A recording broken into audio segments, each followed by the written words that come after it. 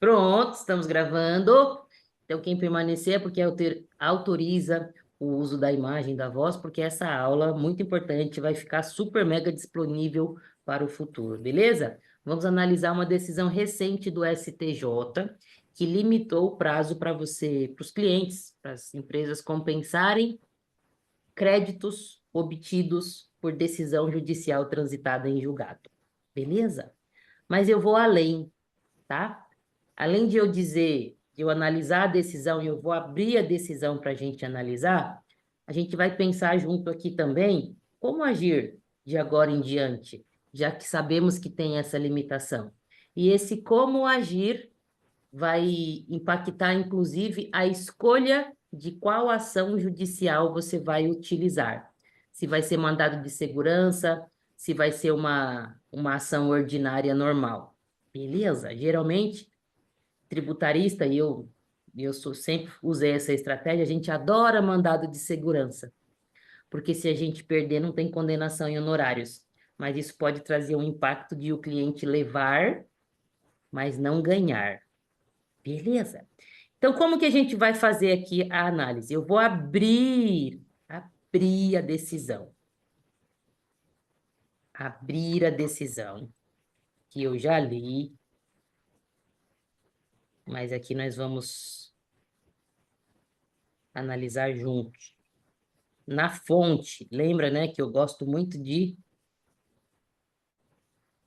analisar as coisas na fonte, para a gente nunca depender de matéria de jornalista ou de algum artigo em algum site, e não depender de pessoa nenhuma. É uma coisa que eu implementei na minha carreira há muito tempo. Eu tenho minhas fontes que eu confio, o Valor Econômico, o Jota, algumas pessoas que eu acompanho, por exemplo, o Adriano Subirá, que eu confio no conteúdo, mas eu leio muitos artigos do Conjur, do portal de contábeis também, mas eu sempre pego a decisão e eu leio a decisão. Gente, de verdade, crie esse hábito de você ler a decisão na fonte. Isso te dá uma liberdade.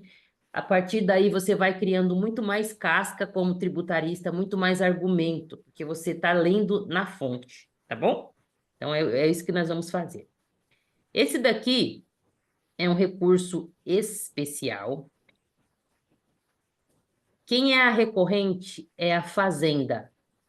E o recorrido é essa empresa aqui, ó, Termomacaé.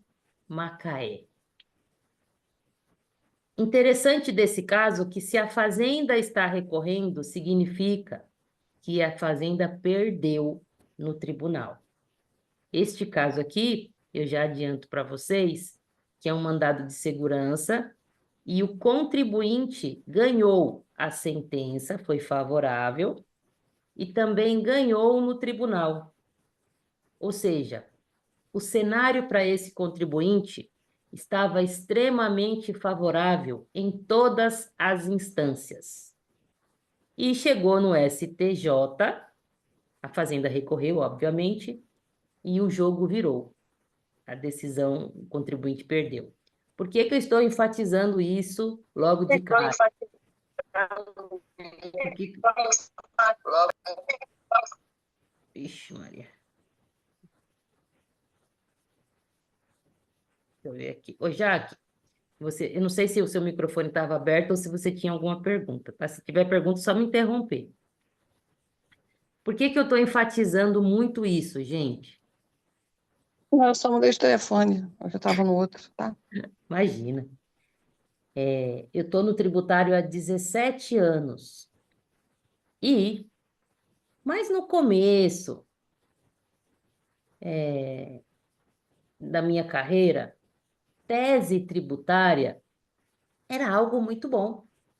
Você ajuizava uma ação, o MS, seja lá qual for processualmente, e se você ganhasse, estava muito, muito bem. E algumas teses, os contribuintes de fato ganharam. Não acho que esse seja o futuro, beleza? Porque quando chega nos tribunais superiores, a decisão não é mais só jurídica, ela é também financeira. Tanto que no STF tem uma equipe só de economistas. Saiu até uma matéria no Valor Econômico há alguns meses sobre isso, que a única função desses economistas é calcular o impacto das decisões que o STF tem no orçamento público, na arrecadação. Tá bom? Então, essa é a minha visão. Tese não é o futuro, isso aqui é um exemplo. Então, vamos ver do que se trata, tá bom? É um mandado de segurança que está falando do quê? A compensação, o prazo prescricional para essa empresa recuperar, para ela fazer lá o pedido de compensação do tributo que ela conseguiu ganhar em uma decisão judicial transitada em julgado, tá? Vamos ler aqui a ementa. Na ementa, gente, e eu não vejo mais todo mundo. Então, me interrompe se você tiver dúvida na hora, porque às vezes você demora para perguntar e depois perde sentido. Percebe que toda vez que eu leio uma decisão com vocês, eu já deixo ela em vermelhinho para facilitar os pontos mais importantes, tá? Eu não fiz isso na ementa. De propósito, para a gente ir fazendo isso junto. Vamos ver aqui a ementa do caso. Essa primeira parte é processual, tá? Omissão, todo mundo alega isso, larga a mão disso. Então vamos lá, ó. O que importa é aqui do segundo em diante. A legislação tributária, artigo 1681 do CTN, né? Que trata da extinção do direito de pleitear a restituição com decurso de prazo de 5 anos, contados da data da extinção do crédito tributário. Vamos ver o que está escrito lá no CTN? Isso é uma técnica de estudo que eu uso. Eu vou direto na fonte da lei também. Deixa eu colocar todas as minhas janelas, daí vocês veem quando eu mudar. Vocês veem, né? Quando eu mudei para o Google. Sim. Beleza, obrigada.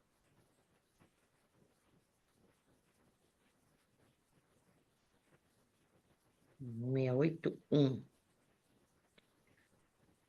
CTN, ó. Vou aumentar a letra, que eu cada dia estou mais seguida.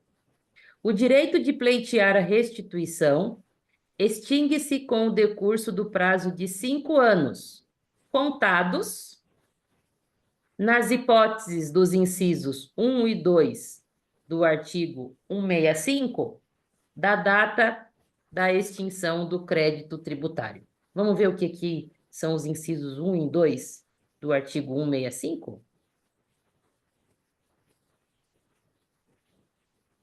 165. O sujeito passivo tem direito, independentemente de prévio protesto, à restituição total ou parcial do tributo, seja qual for a modalidade do seu pagamento, nos seguintes casos: cobrança ou pagamento espontâneo de tributo indevido ou a maior.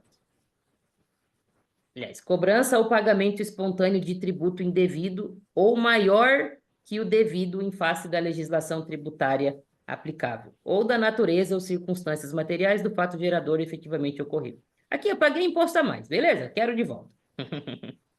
E aqui também se ele errou, ó. Erro na edificação do sujeito passivo, errou na alíquota, errou no cálculo, beleza? Errou, pagou a mais? Tem direito de pegar de volta. Vamos ver o que mais que fala aqui da legislação? O artigo 156.10 do CTN, por sua vez, elenca a decisão judicial transitada em julgado como forma de extinção do crédito tributário. Vamos ver lá, 156.10?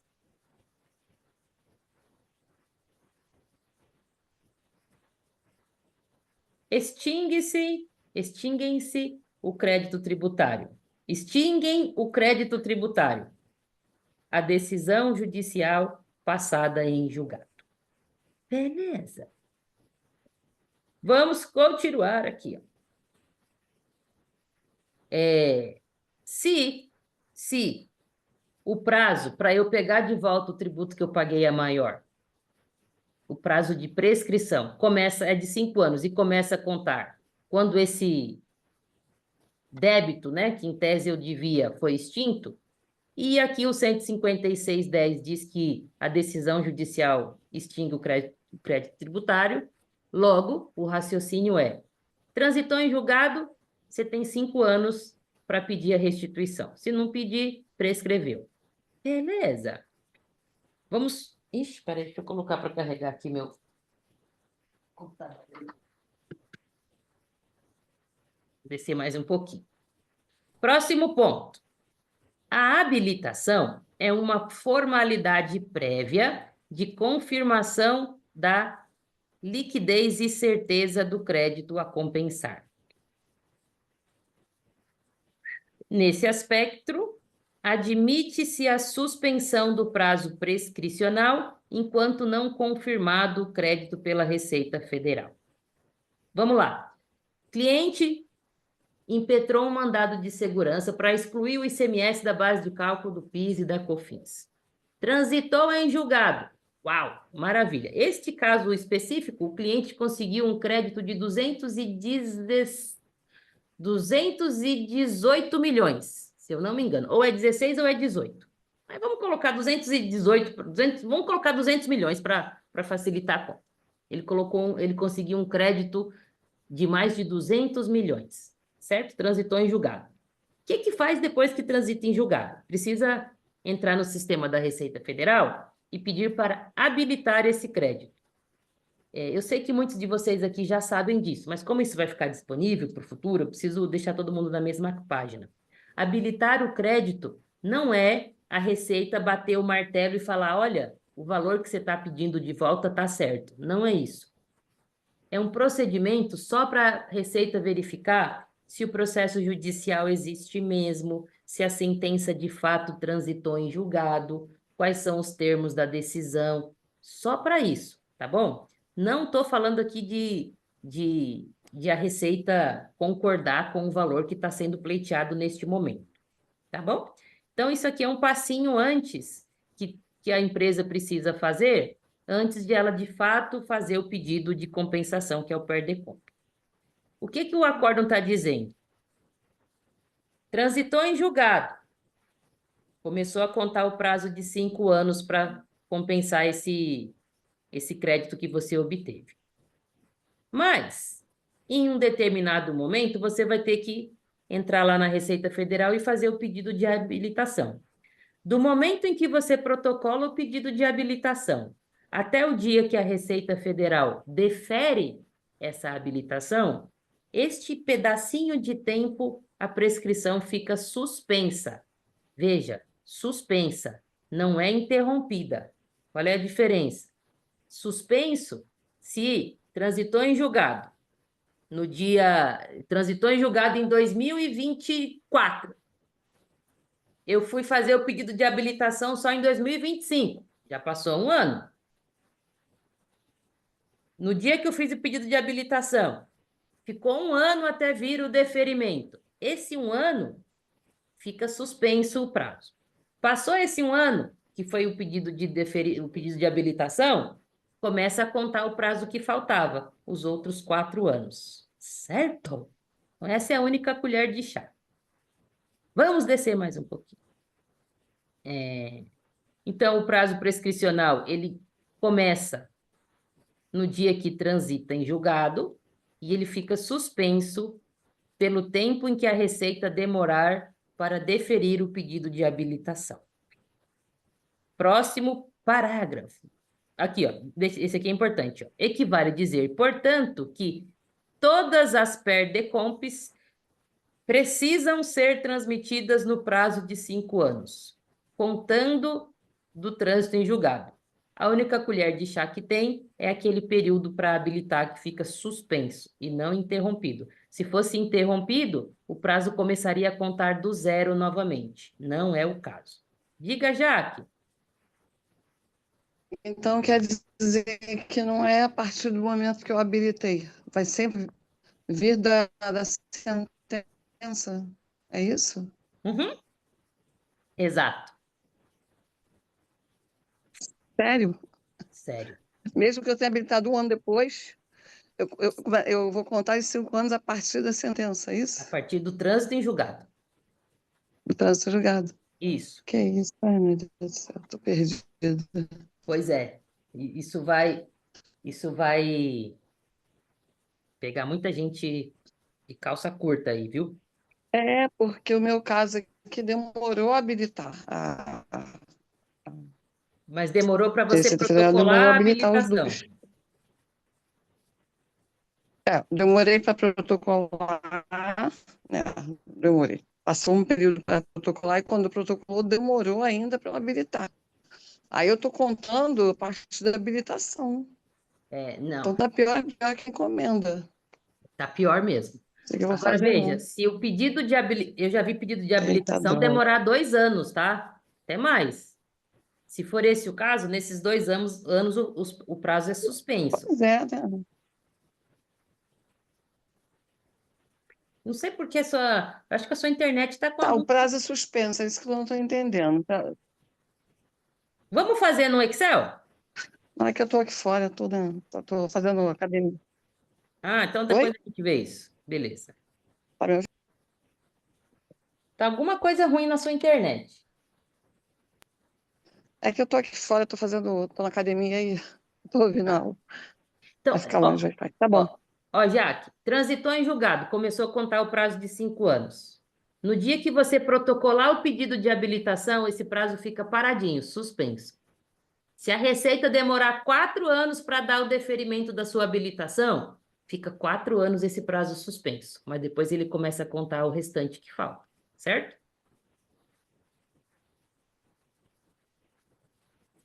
Ah, 4 anos suspenso. Se ficar. Mas eu Se, perdi 4 anos, eu não tô, na minha cabeça hoje não tá entrando. ó, Suspendeu.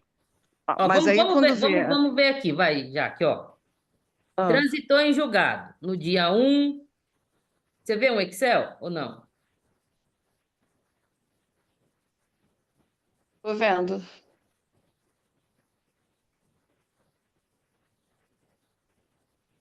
Transitou em julgado no dia 1/1/2020. Como é que eu faço para esse negócio ficar isso? Trânsito em julgado. Beleza?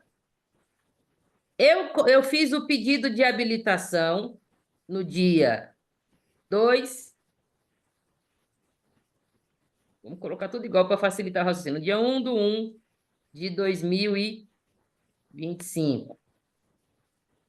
Protocolo. Deixa eu colocar outra data aqui para ficar mais 2023, ó. Trânsito em julgado, 1 de janeiro de 2023. Protocolo, habilitação. Dia 1/1/2024. Passou um ano. Aqui, ó. Passou um ano entre o trânsito em julgado e o protocolo. Protocolo. No dia 1 de janeiro de 2025, deferido o pedido de habilitação, certo? A partir do dia 2/1/2025, meu prazo de prescrição volta a contar. Então, até quando que eu tenho para habilitar? Para enviar as compensações? Até quando eu posso compensar?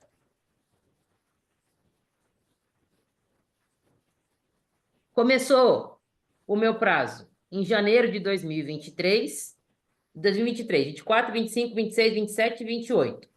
Eu poderia compensar até 2028, até janeiro de 2028.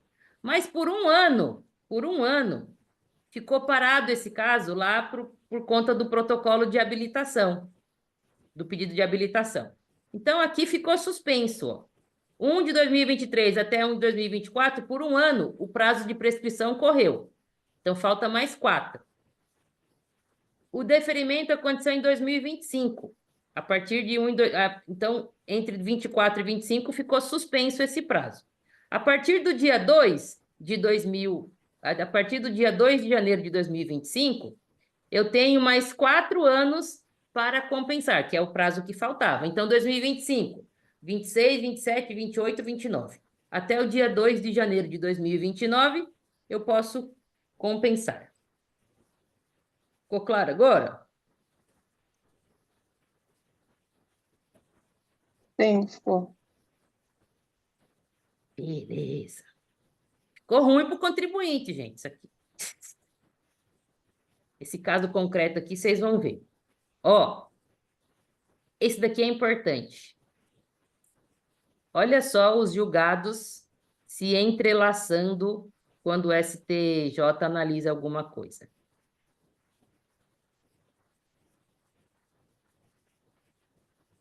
Esse tema 962 do STF, ele decidiu que quando você vai pegar de volta tributo pago a maior, e isso é atualizado pela Selic, obviamente, este valor atualizado pela Selic não vai ter imposto de renda e contribuição social. Beleza? Aí, o que que o STF, isso o STF que julgou, tá bom, gente? Nessa época eu trabalhava na Bayer. E eu lembro que a gente tinha uma ação dessa nessa época. Aí, o que que o STJ, nessa decisão que não tem nada a ver com essa do imposto de renda da contribuição social, pensou? Viu? Pensa, e faz sentido o que ele falou. Se, quando o contribuinte vai pegar de volta o dinheiro que ele pagou a maior, tributo que ele pagou a maior, isso é atualizado pela Selic.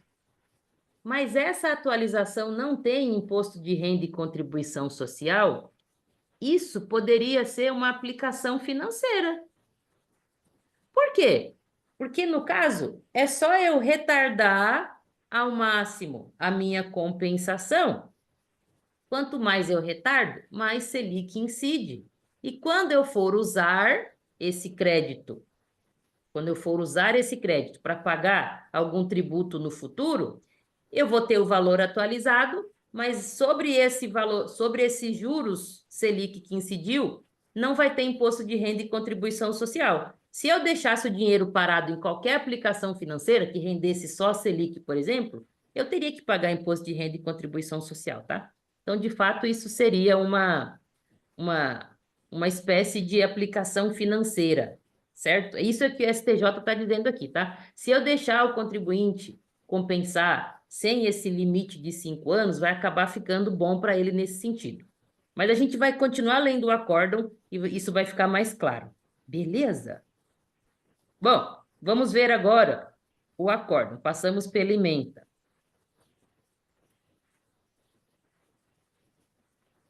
Analisando o caso concreto, fica melhor. Aqui, essa empresa, ela tem um mandado de segurança para a tese do século. Então, excluiu o ICMS da base de cálculo do PIS e da COFINS. Beleza? Transitou em julgado essa decisão dessa empresa no dia 24 de abril de 2009. Somente em 2013, 9, 10, 11, 12, 9, 10, 11, 12, 13. 4 anos depois que essa empresa foi fazer o pedido de habilitação na Receita Federal, certo?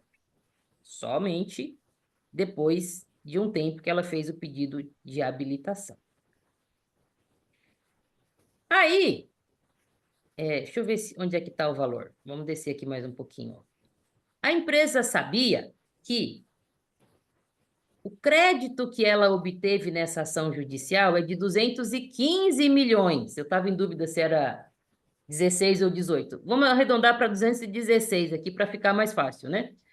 Ela conseguiu um crédito de 216 milhões, mas ela não tem um débito de 216 milhões para compensar tudo isso. Aqui embaixo mostra qual o valor que ela tem, ó. Cadê? Deixa eu ver se eu acho. Tá mais embaixo, mas eu lembro de cabeça. Ela tem 216 milhões de crédito, mas de débito para compensar, ela só conseguiu compensar menos de 2 milhões. E isso é muito normal. Às vezes a empresa consegue um crédito gigantesco, e se ela for contar nos próximos 5 anos depois do trânsito em julgado, ela não vai ter débitos suficiente para usar todo esse crédito que ela tem. Tá bom? Então, essa empresa, já sabendo disso, impetrou um outro mandado de segurança pedindo o seguinte: o fisco, o juiz, é o seguinte, ó, eu tenho 215 milhões de crédito.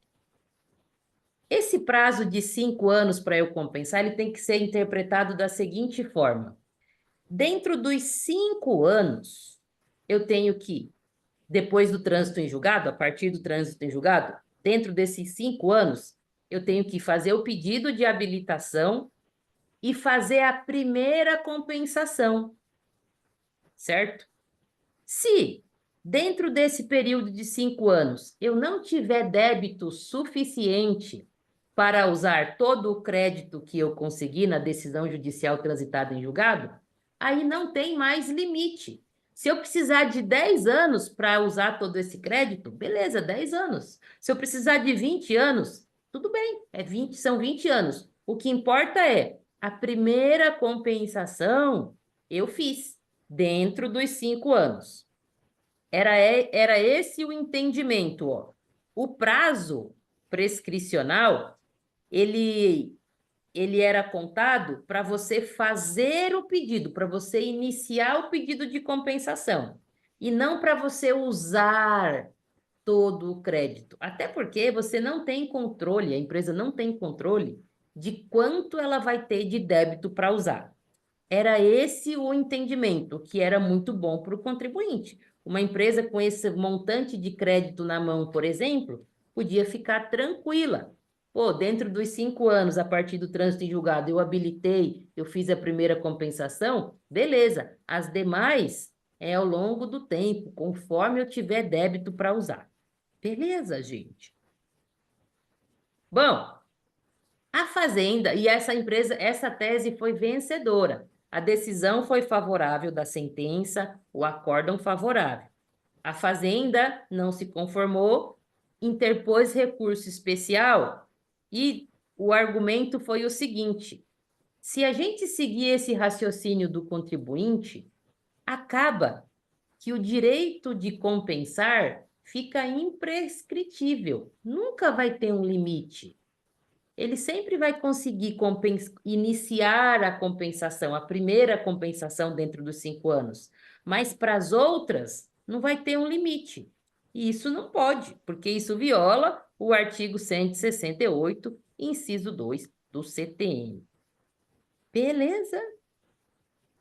Não pode ter nada imprescritível no direito. Vamos continuar lendo aqui. Neste exemplo aqui, ó, a própria decisão, gente, ela reconhece que o STJ tinha decisões favoráveis ao contribuinte sobre esse tema, tá bom? Mas isso foi mudado, isso aqui foi uma mudança de jurisprudência. E em uma dessas decisões favoráveis, que ficou aqui na citação, eu achei muito didático o exemplo. Por isso que eu gosto muito de estudar as coisas, lendo alguma decisão sobre o tema. Porque nas decisões, se a pessoa realmente ler do começo ao fim, tem uns exemplos muito didáticos que às vezes não vai ter em nenhum livro, não vai ter nenhum artigo, porque a proposta da decisão é diferente, né? Então, vamos ver aqui, ó, nesse exemplo, de quando as decisões eram favoráveis.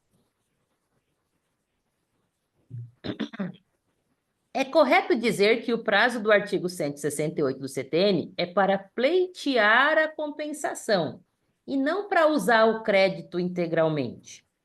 Imagine-se, por exemplo, que o contribuinte tenha uma média anual de impostos a pagar no valor de 50 mil reais. 50 mil reais ele tem de imposto para pagar.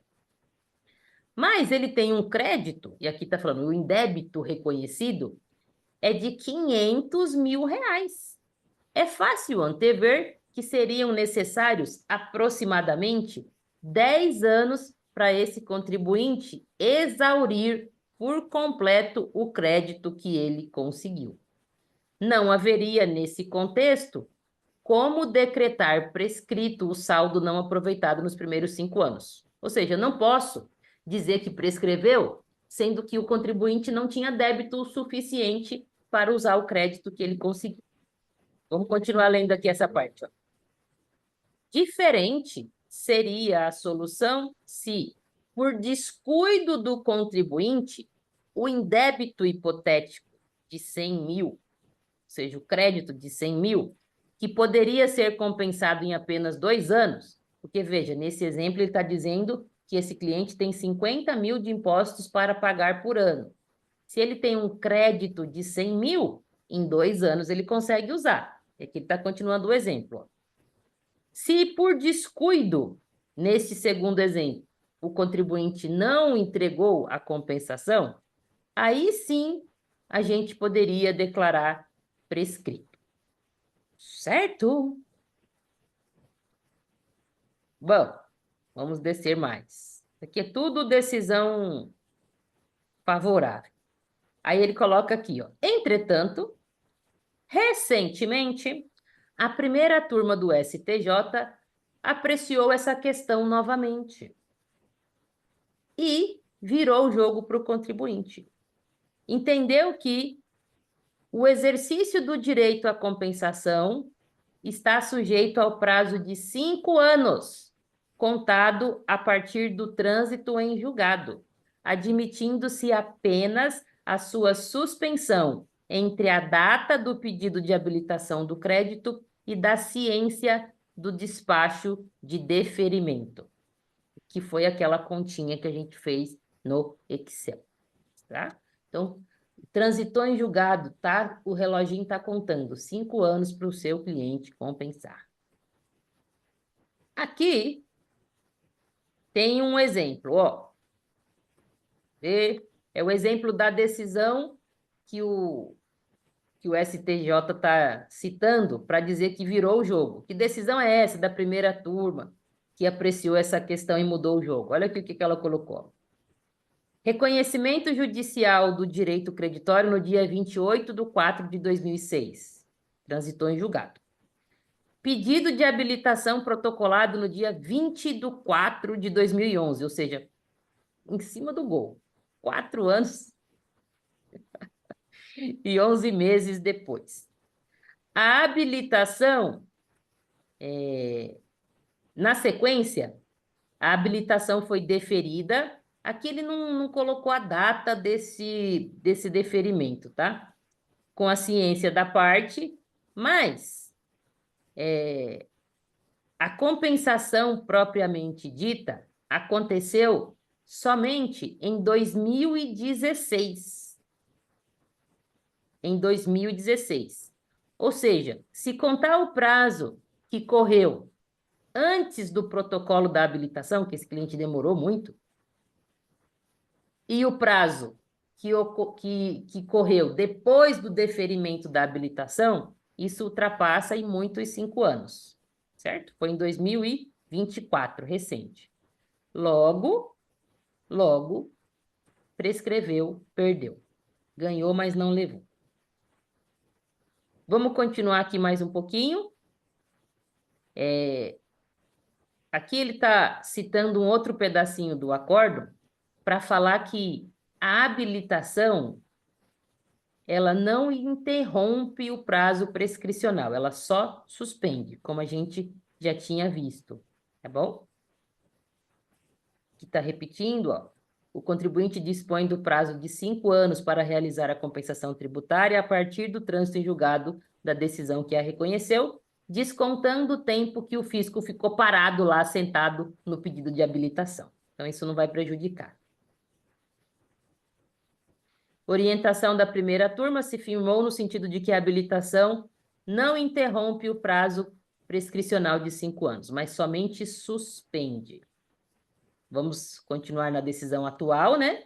Reapreciando a discussão, alinho-me, o relator, ao recente posicionamento jurisprudencial da primeira turma e proponho que seja realizado o overruling.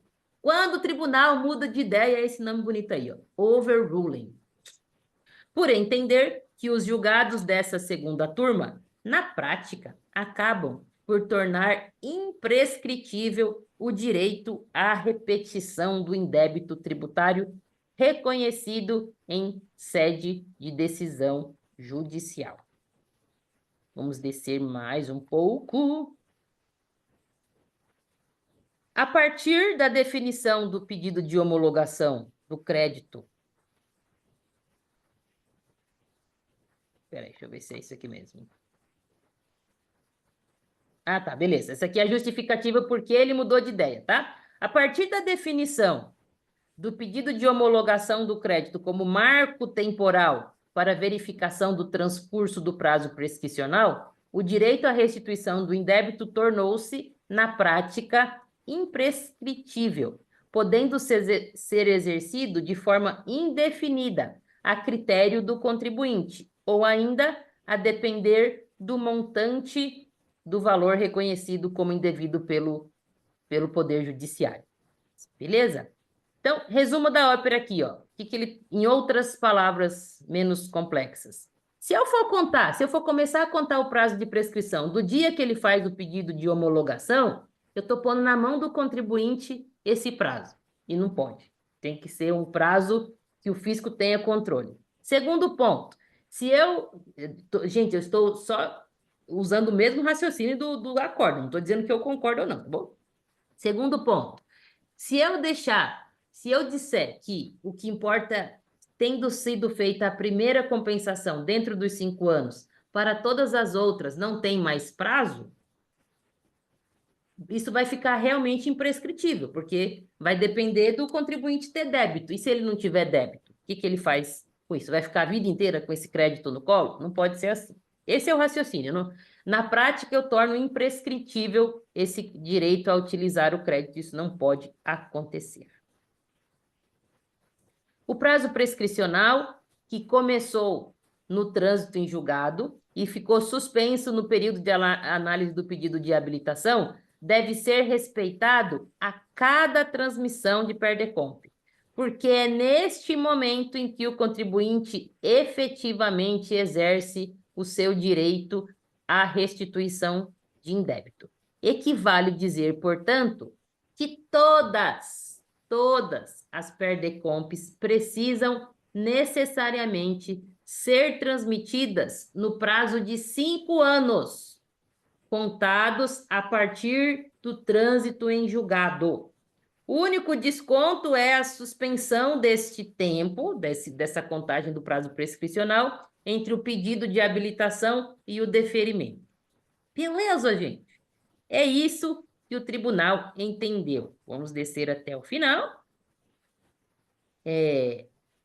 Continuando aqui no raciocínio dele, para ele entender, para ele justificar por que ele mudou de ideia. A meu ver, não me parece adequado atribuir à administração tributária a fiscalização não só da liquidez e certeza do crédito a ser compensado, bem como da possibilidade de o contribuinte ter realizado todas as compensações viáveis antes do término do prazo quinquenal, a fim de averiguar se houve inércia do particular. Esse argumento aqui, gente, ele é contrário ao contribuinte, mas se você colocar o sapato do fisco, ele até faz sentido. O que ele está querendo dizer assim? Se eu seguir o raciocínio anterior, qual era o raciocínio anterior? Se eu não tiver débito suficiente para compensar dentro de 5 anos, eu posso compensar pelo tempo que for necessário. Era esse o raciocínio anterior. Mas, quem é que vai fazer o controle? Se de fato, dentro desses 5 anos, a empresa compensou tudo que ela podia. Aí o raciocínio aqui é o seguinte: se eu mantiver esse raciocínio, o fisco, a cada compensação, ele vai ter que ficar fazendo as contas se de fato, dentro do prazo de 5 anos, o contribuinte tinha débito suficiente. A gente sabe, né, que os sistemas da Receita Federal são todos cruzados, essa informação ela teria com facilidade, né? Mas aqui foi uma justificativa para justificar a mudança de entendimento. Beleza? E por último, um outro argumento para mudar o entendimento é: se eu deixar o contribuinte compensar pelo prazo que for necessário para ele, enquanto ele não compensar, ele faz a primeira compensação dentro dos 5 anos. Ele compensa tudo que ele tem lá dentro dos 5 anos. Ainda sobrou um monte de crédito. Aí ele vai poder compensar a perder de vista, porque vai depender dos débitos que ele tem. Esse crédito ele vai sendo atualizado ao longo do tempo. E essa atualização não vai sofrer a incidência de imposto de renda e contribuição social, porque a gente tem uma outra decisão do STF favorável aos contribuintes nesse tema. É o tema 962. Sendo assim, se eu deixar o contribuinte compensar pelo tempo que ele quiser, ou pelo tempo que for necessário, isso vai acabar virando uma aplicação financeira, porque você vai ter crédito é dinheiro, né, gente? Crédito é sinônimo de dinheiro. Você vai ter um crédito lá que você pode usar, atualizado pela Selic, mas você não pagou imposto de renda sobre essa Selic. E se você colocar o mesmo dinheiro em qualquer aplicação financeira que renda a mesma Selic, lá você vai ter que pagar imposto de renda. Deixa eu ver aqui a Cássia. Pergunta da Cássia. Ixi, faz tempo que ela perguntou, ou foi agora? Foi agora. Perdi o comecinho da aula e não sei se foi falado. Mas se ele não conseguiu compensar, ele não poderia pedir a restituição dos valores? Ah, a gente não falou, Cássia, mas isso é um ponto que eu vou tratar hoje, que vai entrar na estratégia processual que você vai usar agora para os seus clientes, tá bom? Excelente sua pergunta. Deixa eu ver o que mais que tem aqui. Vamos terminar o raciocínio aqui só do prazo prescricional. Aqui, ó. Gente, só para fechar o raciocínio, porque aqui vai começar uma parte processual já. Ficou claro a mudança de entendimento e, principalmente, ficou claro que é bem possível um contribuinte ganhar uma ação, ter um caminhão de crédito e ele não conseguir usar, porque se ele não tiver débito suficiente. Deu para compreender como essa contagem prejudica os contribuintes? Tranquilo? Vou entender que sim, hein? Bom, o que tem nesse parágrafo aqui, ó? Entendo razoável. Deixa eu ver aqui a mensagem da Denise. Beleza, disse que ficou claro. Top. O que tem nesse parágrafo da decisão? Entendo razoável afirmar ser do interesse do contribuinte litigante a avaliação pela qual submeterá a questão de direito à análise do Poder Judiciário, estando ciente de todas as limitações envolvidas quanto à recuperação do crédito. Espera aí que tem mais uma mensagem. Sim, era a minha preocupação. Beleza. Cito, por exemplo, o contexto do mandado de segurança, no qual é admitida apenas a compensação tributária dos valores reconhecidos como indevidos, quando relacionados ao período anterior à impetração. O que eventualmente sinalizará para o ajuizamento de uma ação submetida ao rito ordinário, ao invés da impetração do mandado de segurança, viabilizando, assim, a recuperação do crédito por meio de precatório ou requisição de pequeno valor. Resumo da ópera, gente. O que ele está dizendo assim, ó? Quando você for brigar no judiciário por alguma tese para recuperar imposto pago a maior, pensa direitinho. Porque se você for escolher o mandado de segurança, o único jeito de você usar esse crédito depois vai ser via compensação. Não pode restituição em dinheiro. E também não pode precatório. É só a compensação. Aí nós vamos ler o outro acórdão que trata disso, para a gente sair daqui com tudo amarrado na nossa cabeça, tá bom? Na prática, gente, quando eu ia escolher, eu vou impetrar um mandado de segurança ou uma ação declaratória? A minha tendência era muito mandado de segurança, porque se eu perder, eu não sei se eu vou perder. Eu não quero ser condenado em honorários. Mas o duro agora é, e se eu ganhar? Se eu fizer as contas no comecinho e falar, putz, se eu ganhar, eu vou ganhar 200 milhões de créditos. Mas eu sei que esse cliente só tem um pouquinho só de débito por mês, que é o exemplo dessa empresa aqui em Petróleo, que tinha 216 milhões de crédito e menos de 2 milhões de débito. Se você já souber disso, você sabe que o MS vai ser inútil para o seu cliente. Tá bom?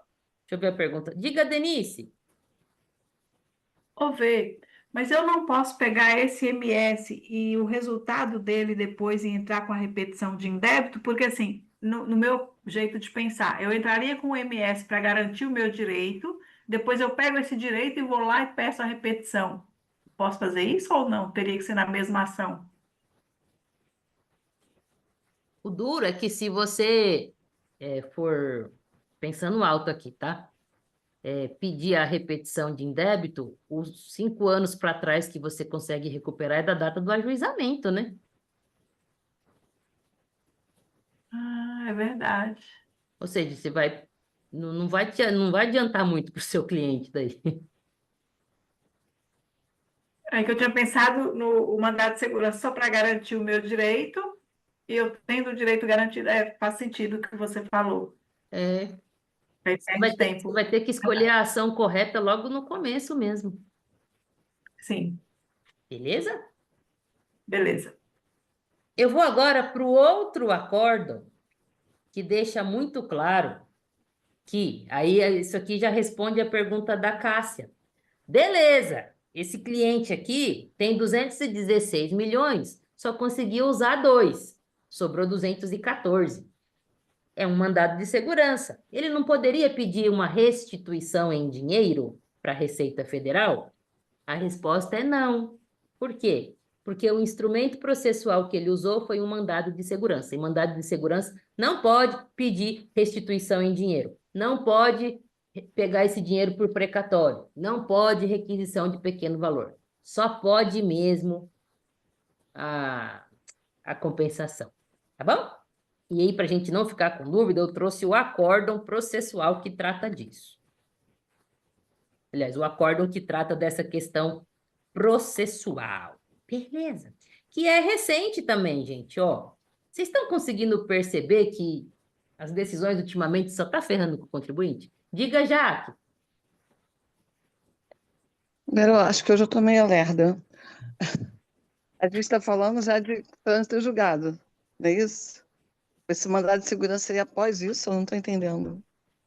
Não estou entendendo. O pessoal Pera, está eu falando. não entendi sua pergunta. Repete para mim. Porque assim, eu já tenho trânsito julgado, já estou lá com o crédito habilitado e identifiquei que eu não vou conseguir usar os milhões lá no período X, né? Sim. Então, visando evitar a prescrição, eu posso pedir o precatório?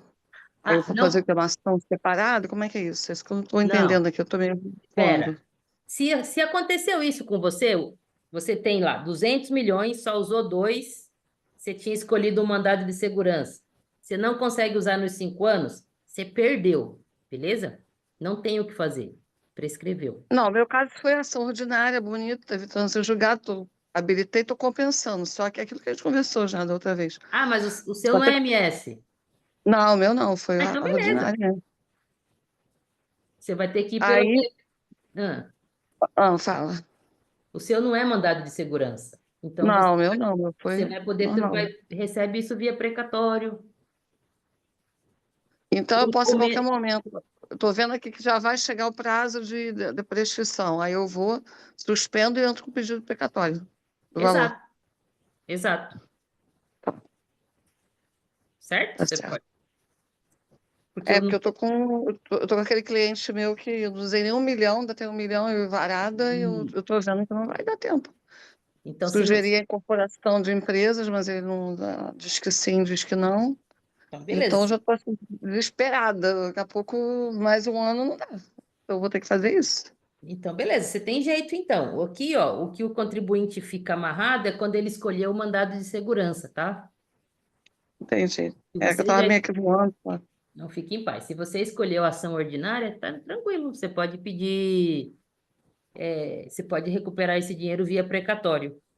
Ou até mesmo um pedido de restituição, né? Em dinheiro. É, porque lá quando você faz a decomp, você tem que marcar, lembra que eu conversei contigo? É, Não sei se você lembra. Você tem as duas opções para marcar. isso, exato. De desistência de a outra já não lembro mais, enfim. Então, eu não pedi desistência, você tem que botar o número de processo, alguma coisa nesse sentido. Tá bom, deu, clareou, Então, o clareou. seu caso tá de boa, porque você escolheu uma ação ordinária, tá bom? Sim, A tá bom. mensagem que eu quero passar aqui é: antes de você escolher o mandado de segurança para discutir qualquer tese, que é realmente o mais seguro, porque se vai que você perde, você tem que pensar se o seu cliente vai ter débito suficiente para compensar com o crédito que você acha que vai ganhar, entendeu? Então não tem mais como, por exemplo, impetrar um mandado de segurança sem ter feito as continhas. Qual é o valor total do crédito? E é muito comum quando a gente vai impetrar um mandado de segurança, você não faz o cálculo de tudo, gente, porque não é necessário. No mandado de segurança, você só vai colocar lá, ó, eu estou provando que eu pago esse tributo. Você vai colocar uns exemplos lá de 2, 3 anos e pronto, você não precisa fazer o cálculo total, percebe? Agora você precisa dessa informação. Quanto que eu acho que vai ser o valor total do crédito se eu ganhar? X milhões. Cliente, quanto que você tem de débito de imposto por mês? Y de dinheiros. É maior ou menor do que o crédito que eu acho que eu vou ganhar? Se eu chegar à conclusão que eu vou ganhar muito e vou ter só um pedacinho aqui para compensar, eu vou ter que escolher uma ação ordinária. É essa a decisão, tá? Então você vai ter que ter mais informações antes de você impetrar um MS para o seu cliente. Certo? Eu vou passar. Professora, Oi. a gente tem um problema. O precatório, ele também vai prescrever, não é? Então, o precatório, quando você cumpre lá. Eu nunca fiz precatório, viu, gente? De verdade. Eu sempre, todas as vezes que eu fiz essas coisas, foi via compensação. Mas o que que eu penso? Você cumpriu os requisitos, está na fila do precatório, aí beleza, está na fila do precatório. Não tem. Vamos imaginar essa empresa aqui. Se ela tivesse escolhido uma ação ordinária ao invés do mandado de segurança, ela ainda teria 214 milhões para receber. Ela entrou na fila do precatório de 240 milhões. Ela Pois teria é, que mas eu, fazer os procedimentos dentro dos 5 anos, obviamente. pois é, acredito que dentro do precatório, prescreva. E Se a precatório é empresa, bichinho demorado, viu? se a empresa não fizer os procedimentos dentro dos 5 anos, né? É, Então, você tem que correr dentro dos 5 anos, é isso mesmo. Transitou em julgado, já vai fazer as coisas. Se não, pois é, prescreveu rezar pra também. justiça ser rápida, né? É, beleza?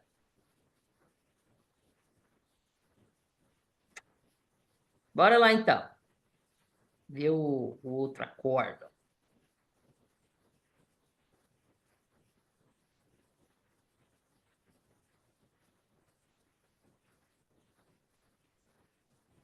Deixa eu já fazer uma coisa antes que eu esqueça. E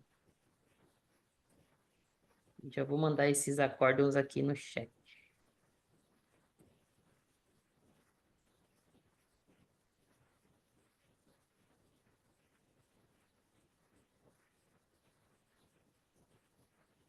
Pronto.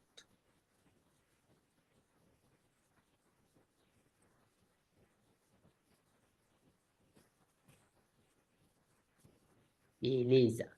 Bom, esse daqui é um acórdão mais de uma questão processual, só para ficar claro para vocês que se eu escolher o MS, o único jeito de eu pegar de volta o crédito que eu ganhar é via compensação, tá bom? Vamos ver aqui, ó.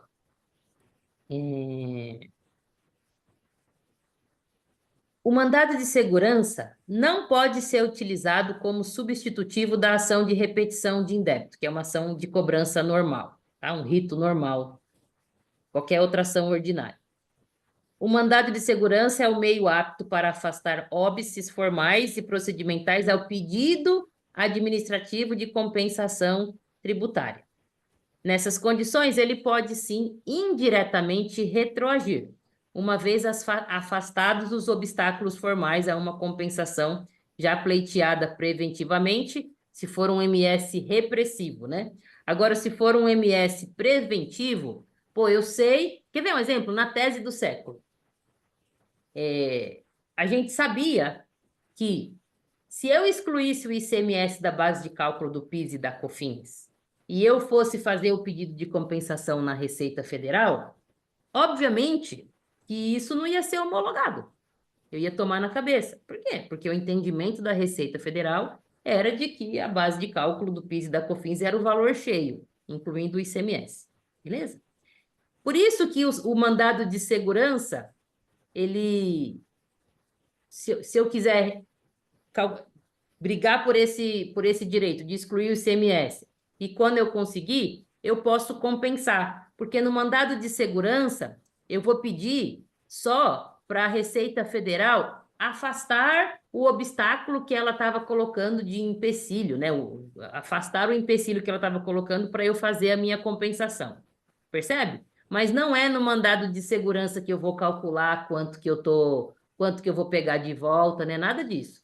Tudo isso eu vou fazer lá junto com a Receita Federal. Na hora que eu for fazer os meus pedidos de compensação, aí sim eu vou calcular quanto que eu tenho de crédito e aí sim a Receita Federal vai confirmar. Não vai ser no mandado de segurança. O mandado de segurança não serve para isso. Ele só serve para te autorizar a fazer o pedido de compensação e a Receita vai lá e calcula e concorda ou não com o cálculo que você fez.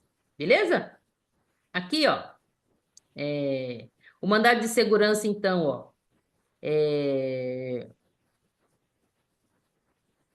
o mandado de segurança não é admitido a repetição administrativa em dinheiro ou a repetição via precatório, certo?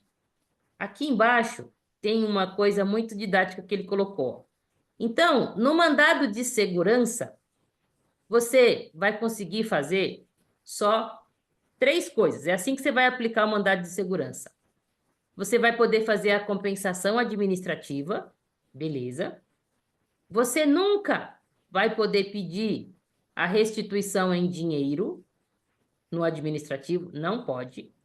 E também você não pode pegar de volta esse indébito, esse tributo que você pagou a maior, por via de precatórios e nem requisição de pequeno valor no mandado de segurança.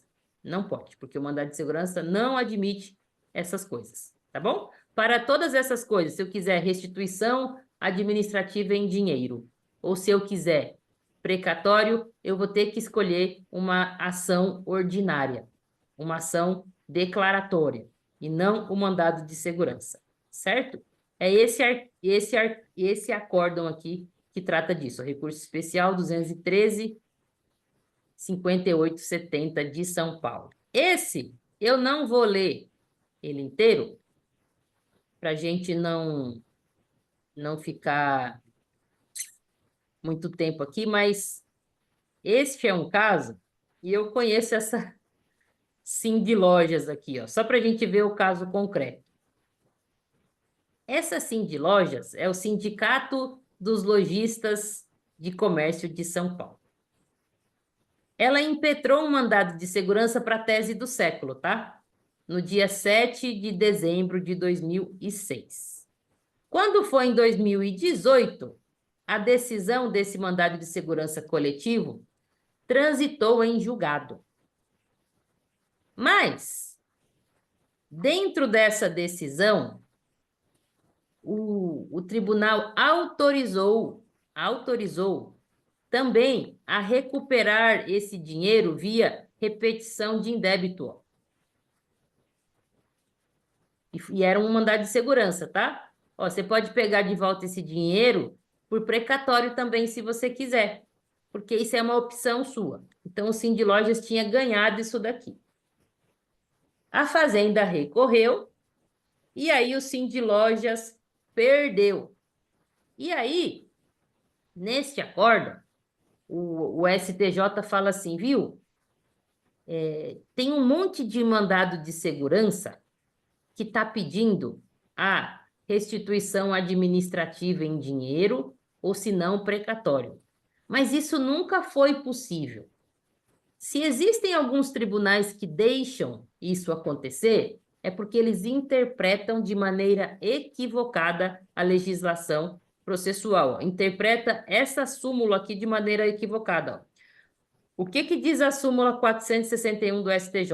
O contribuinte pode optar por receber, por meio de precatório ou por compensação, o indébito tributário certificado por sentença declaratória transitada em julgado. Aí adaptou-se essa súmula aqui para falar o seguinte: no mandado de segurança, eu tenho uma sentença declaratória. Então, eu poderia também escolher se eu vou pegar esse dinheiro de volta por compensação ou por precatório. E aí, essa decisão do STJ fala, nunca foi assim, porque nessa súmula, ela nunca citou mandado de segurança. Beleza? Nunca citou mandado de segurança. O mandado de segurança não se encaixa nessa opção. Essa opção aqui se encaixa para o caso da Jaque, por exemplo. Ela tem uma ação ordinária normal. Então, ela realmente pode escolher. Ou ela compensa, ou ela pega via precatório. Se ela tivesse escolhido um mandado de segurança, a única opção dela seria a compensação mesmo. Beleza, gente? Tranquilo? Por quê? Porque o mandado de segurança não é a via correta para você, para ação de cobrança. A ação de cobrança tem que ser uma ação normal, com dilação probatória, com o risco de você perder, e aí você vai ser condenado em honorários advocatícios e tudo mais. Certo? Então, isso aqui não deixa dúvida de que não serve mandado de segurança para pedir nem a restituição em dinheiro e nem precatório. E você vai ter que pensar nisso quando você for ajuizar alguma tese aí para o seu cliente, na escolha de qual ação judicial que você vai usar. E por último, existe em 2000 e... Deixa eu ver aqui, ó, se eu acho.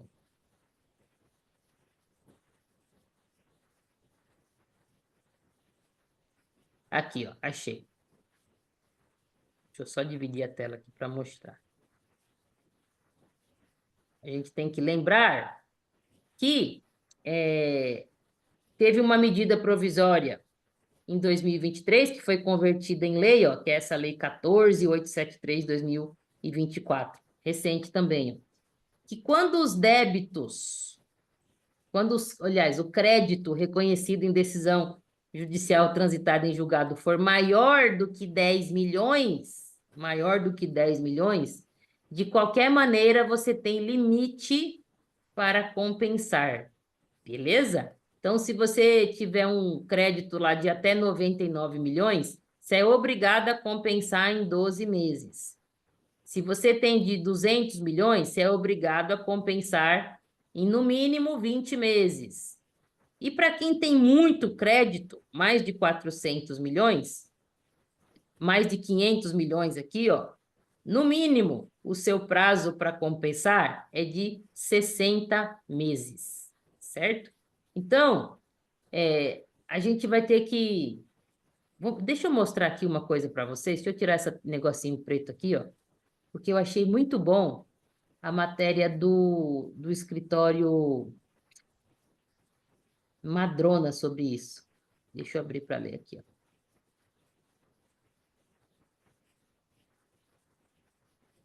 Espera aí, só um minutinho.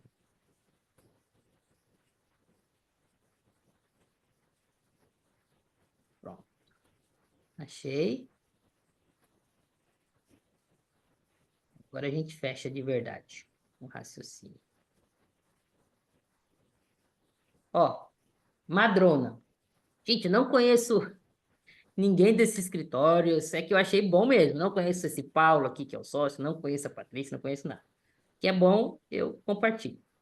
Vamos só... É uma matéria curtinha, então vale a pena, tá?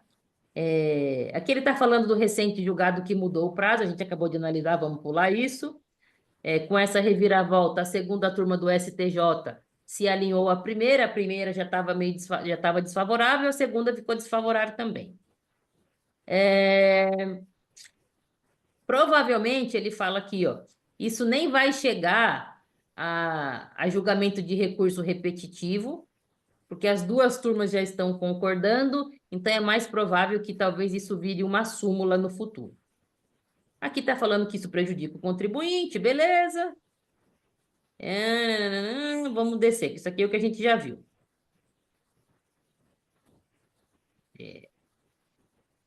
E, ó, o entendimento que prevalecia era mais generoso, a gente já viu isso também. Aí aqui virou um overruling. Até aqui a gente já viu. Agora aqui, ó, ele analisou essa lei de 2024. Que nessa lei, ela... Deixa eu só ver a pergunta da Adriele. Diga, Adriele. Oi.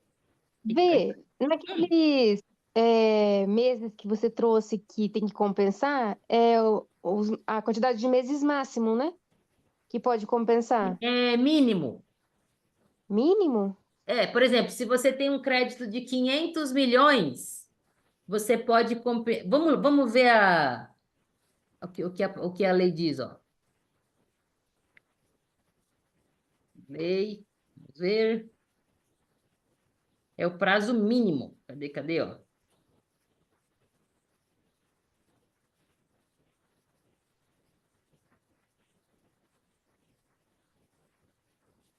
Ó, a compensação de crédito decorrente de decisão judicial transitada em julgado observará o limite mensal estabelecido em ato do Ministério da Fazenda. O limite mensal será graduado em função do valor. Aqui, ó. Não poderá ser inferior, ou seja, não pode ser menos do que 1,60. Se... o texto da lei não ajuda, né? Não poderá ser inferior a 1,60 do valor total do crédito decorrente de decisão transitada em julgado, demonstrado e atualizado na data da entrega da primeira declaração. Eu acho que fica melhor se a gente vira a portaria do Haddad, que foi depois dessa lei.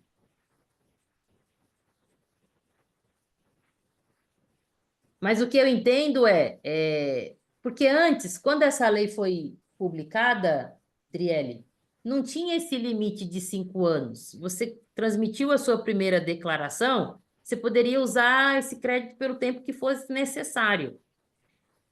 Então, o fisco falou assim, ó, se você tem mais de 500 milhões de crédito, você tem que, no mínimo, compensar isso em 5 anos.